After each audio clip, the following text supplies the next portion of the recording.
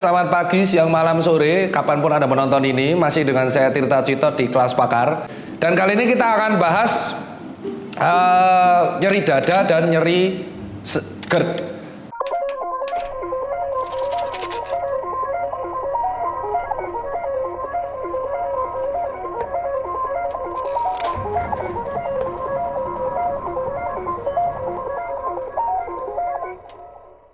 Jadi ini ada spesialisasinya. Kalau GERD itu singkatannya adalah gastroesophageal reflux disease. Contohnya gini. Kembung, terus muntah. Ini naik asam lambung saya karena kebanyakan kopi. Itu GERD.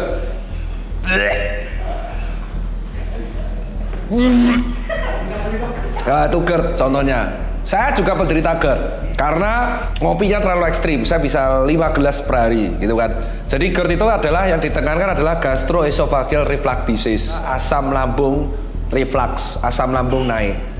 Ya.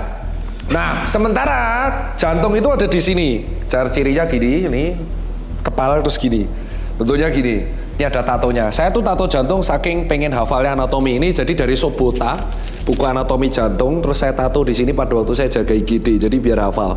Jadi ini jantung tuh kayak gini. Nah, ini ada bilik kanan kiri, ventrikel kanan kiri sama atrium kanan kiri. Nah, kalau misal jantung tuh dapat makan dari dua arteri. Adalah arteri coronaria sinistra sama arteri coronaria dextra, kanan kiri.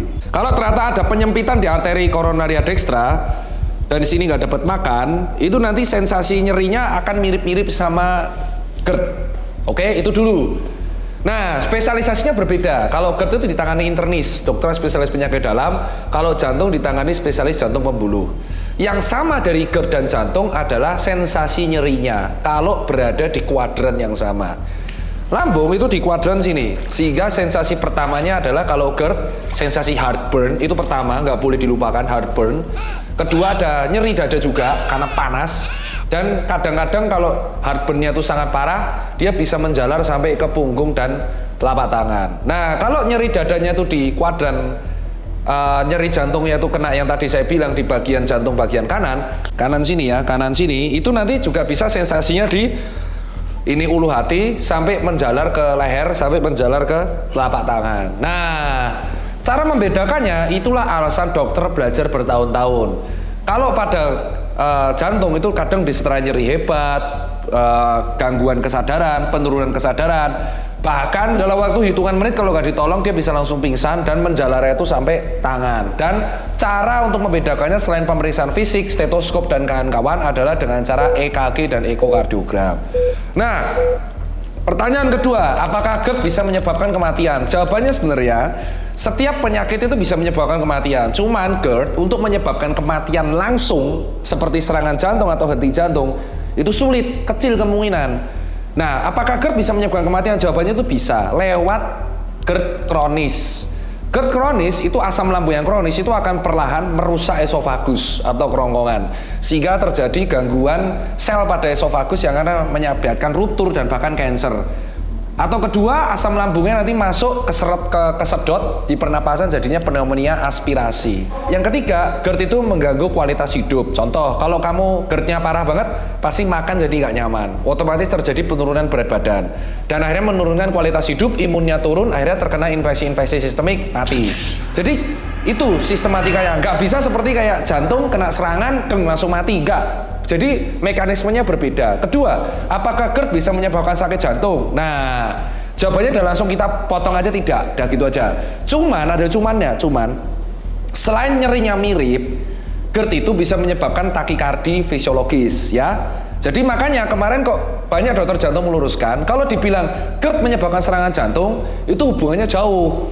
Tapi kalau dibilang GERD menyebabkan takikardi, itu betul, karena takikardi atau kenaikan detak jantung itu bisa diakibatkan nyeri akibat GERD, dan takikardi itu tidak semua berbahaya. Takikardi itu termasuk dari gangguan irama jantung ya. Takikardi yang berbahaya itu yang bisa mengklasifikasikan adalah EKG dan dokter spesialis jantung subirama jantung. Takikardi diakibatkan GERD itu masih fisiologis kalau ada sinus rhythm. Oke? Nah, jadi bisa menyebabkan palpitasi dan takikardi. Nah, yang jadi masalah Tidak semua orang di muka bumi ini tahu kondisi jantungnya. Ya, jadi bisa nggak seorang penderita GERD memiliki gangguan irama jantung? Bisa, penderita GERD, tapi dia juga penderita penyakit jantung. Dan itu tidak berhubungan. Teman-teman paham ya di sini ya? Jadi misalkan nih si A ini ada riwayat penyakit jantung, tapi si A ini juga punya penyakit riwayat GERD. Jadi dia punya dua penyakit ini walaupun tidak berhubungan. Nah, kalau dia GERD-nya ini kambuh, parah dan menyebabkan takikardi dan ternyata dia ada gangguan irama jantung, ini bisa memicu gangguan iramanya. Nah, disinilah disebutkan hubungan indirek atau tidak langsung. Jadi GERD-nya memicu, tapi ini hanya terjadi bagi orang yang memiliki penyakit jantung dan penyakit GERD secara bersamaan, begitu. Terus ada lagi kesamaannya GERD dan penyakit jantung itu adalah dari lifestyle. Orang yang lifestyle-nya buruk, contoh dia tidur tidak teratur, begadang, itu kan akan potensi mengalami GERD ya. Dan dia juga akan potensi mengalami gangguan vaskular. Jadi sama-sama memiliki gangguan lifestyle. Jadi saya harap teman-teman netizen itu kritis, jangan hanya percaya dari info sepatah-patah gitu loh. Nah, kenapa kok para dokter-dokter kemarin itu reaktif? Karena isu yang beredar, GERD menyebabkan mati loh. Kenapa harus diklarifikasi? Karena penderita pasien GERD di Indonesia tuh banyak. Kalau misalkan kita tuh membuat statement GERD menyebabkan mati, itu akan membuat panik, dan panic attack itu bisa memicu GERD. Pasien GERD-nya kambuh. Bayangin coba, kemarin gara-gara ada berita GERD membuat mati, itu banyak pasien GERD tiba-tiba ke IGD. Kenapa? Panik. Dan setiap panik itu asam lambungnya bisa naik. Itulah kenapa banyak dokter mengklarifikasi ya. Jadi buat teman-teman tuh saranku gini, jangan membuat statement kalau Anda nggak paham, oke? Karena ada alasan kenapa dokter tuh kuliah bertahun-tahun, dan ada alasan kenapa saya kumlot, kalian nggak. Sorry.